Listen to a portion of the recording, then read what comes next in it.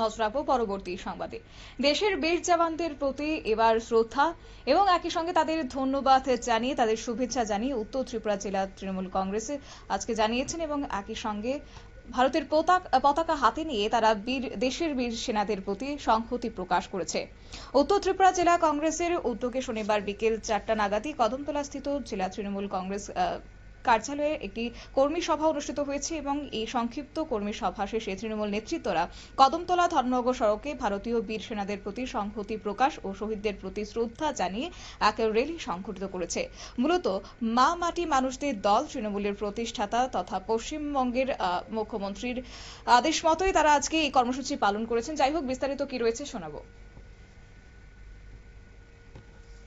আমরা উত্তর জেলা তৃণমূল কংগ্রেসের উদ্যোগে আমাদের সভানেত্রী মমতা ব্যানার্জির নির্দেশে ভারতবর্ষের বিভিন্ন রাজ্যে এই র্যালি হচ্ছে।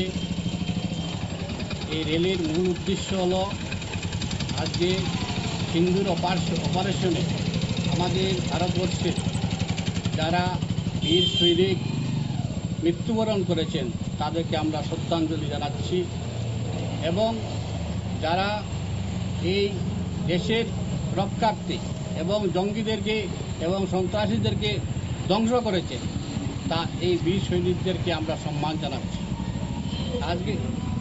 আজকে যারা ওই কাশ্মীরে যারা মৃত্যুবরণ করেছেন তাদের পরিবারের প্রতি আমরা সমবেদনা জানাচ্ছি।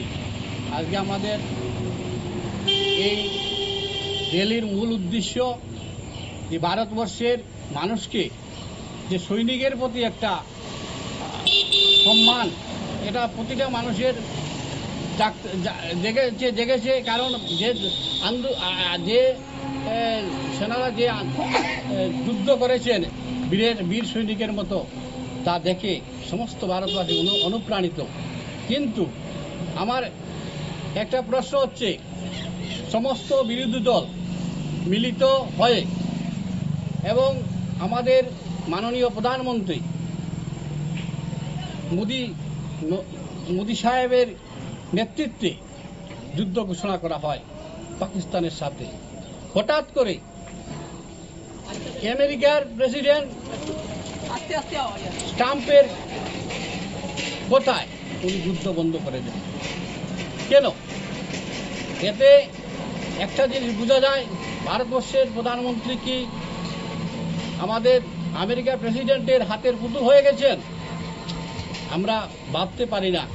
সার্বভৌমত্ব রক্ষার্থে ইন্দিরা গান্ধী, আমি দেখেছি, আমরা শুনেছি, গল্প শুনেছি, আমরা ছোট ছিলাম, 71 সালে যে জয় বাংলা যেটা যুদ্ধ হয়েছিল পাকিস্তানের সাথে, তখনকার সময় আমেরিকার প্রেসিডেন্ট ইন্দিরা গান্ধীকে চাপ সৃষ্টি করেছিলেন যুদ্ধ বন্ধ করার জন্য, কিন্তু ইন্দিরা গান্ধী যুদ্ধ বন্ধ করেননি। কারণ এই বাংলাদেশের মানুষ তখন লক্ষ লক্ষ মানুষকে হত্যা করেছিল পাকিস্তানি সৈন্যরা। তখনকার সময় যুদ্ধ করে এই ইন্দিরা গান্ধী বাংলাদেশে স্বাধীন করে দিয়েছিলেন। আমেরিকার চাপ উনি নত হননি। ভারতবর্ষের কোনো প্রধানমন্ত্রী কোনোদিনই এভাবে নত হওয়ার কথা ছিল না, আমরা ভাবতেও পারি না।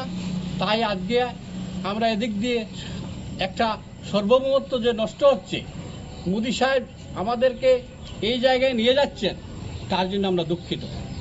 আর আজকে আপনারা শুনলেন তৃণমূল কংগ্রেসের সভাপতি বিমল নাথের বক্তব্য। তবে আজকের এই র্যালি থেকেও প্রধানমন্ত্রী নরেন্দ্র মোদীকে কটাক্ষ করেছেন তিনি এবং একই সঙ্গে পাকিস্তান বাংলাদেশের যুদ্ধ প্রসঙ্গ টেনে জেলা সভাপতি বিমল নাথ তিনি বলেছেন, তৎকালীন প্রধানমন্ত্রী কারোর কাছে মাথা নত করেনি, বরং পড়শি দেশ বাংলাদেশকে স্বাধীন করতে ভারত সরকার তখন ইতিবাচক ভূমিকা গ্রহণ করেছিল। কিন্তু বর্তমানে সিন্ধুর অপারেশনের পর হঠাৎ করে যুক্তরাষ্ট্রের প্রেসিডেন্ট ডোনাল্ড ট্রাম্পের মধ্যস্থতায় যুদ্ধবিরতি ঘোষণা করেছে।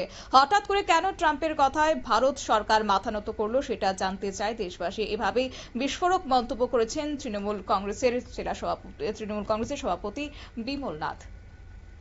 নিয়ে নিচ্ছে ছোট্ট একটি বিজ্ঞাপন বিরতি, সঙ্গে থাকুন।